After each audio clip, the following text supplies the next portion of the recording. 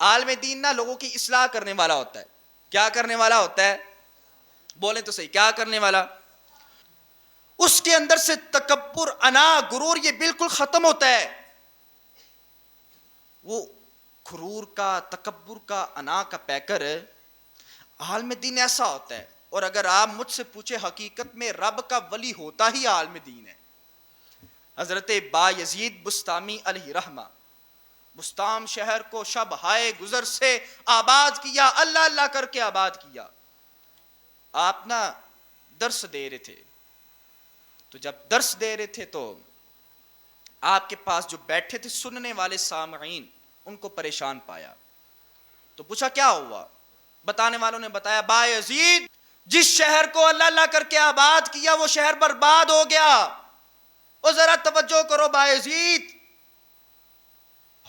بستامی کہنے لگے کیا ہو گیا کہ جس کو میں نے رب رب کر کے آباد کیا تم کہہ رہے ہو وہ برباد ہو رہا ہے, ویران ہو رہا ہے, اس کی وجہ کیا ہے؟ بتانے والوں نے بتایا با یزید تیرے شہر میں ایک فاحشہ عورت آ گئی ہے. عالم دین یہ نہیں کہتا تو مسیطے کیوں بڑھیا, تیرا ایت کام بھی پورا کوئی نہیں. وہ کہتا بس آ جا. وہ لوگوں کو رب کے قریب کرتا ہے. اس کے دل میں یہ چاہت ہوتی ہے کہ یار یہ بھی دین کی طرف آ جائے, یہ بھی دین کی طرف آ جائے, یہ بھی دین کی طرف آ جائے. عالم دین ایسا ہوتا ہے میرے عزیز. فرمایا کیا ہوا؟ بتانے والوں نے بتایا ایک خاتون آ گئی ہے اور تیرے شہر کو ویران کر لیا, فاحش ہے, بدی کا اڈا کھول کے بیٹھ گئی ہے. تو با یزید بستامی علیہ رحمہ فرمان رہے کہ تم ایسا کرو اس کا پتہ نہیں بتا دیتے, پتہ بتا دو. بتانے والوں نے بتایا فلاں گھر ہے اس کا, فلاں گلی میں, فلاں محلے میں.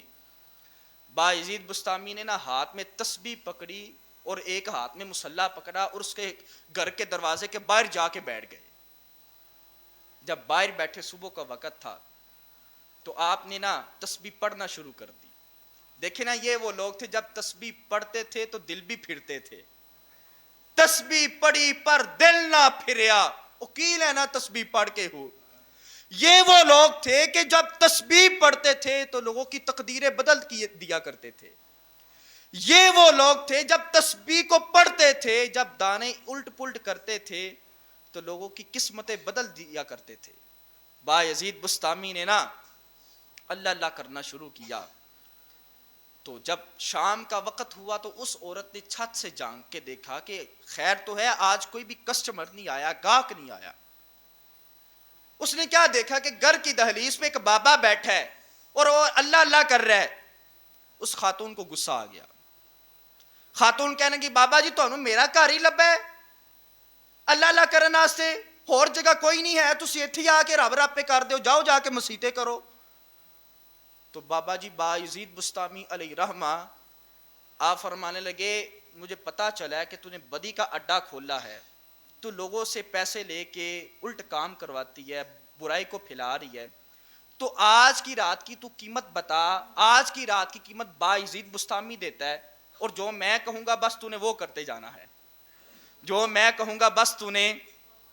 ایک بات نا یہاں پہ توجہ والی چاہوں گا, وہ یہ یہاں سے اس بات کا بھی پتہ چلتا ہے کہ بابے ہی ہیں کہ جو لوگوں کو رب کی طرف لے کے آتے ہیں. کون ہے؟ لوگ کہتے ہیں بابے نہیں شے, میں کہتا ہوں بابے ہی تو ساری شے ہوتے ہیں کہ جو تائب ایسے کرواتے ہیں پھر لوگوں کی قسمتیں بدل دیا کرتے ہیں.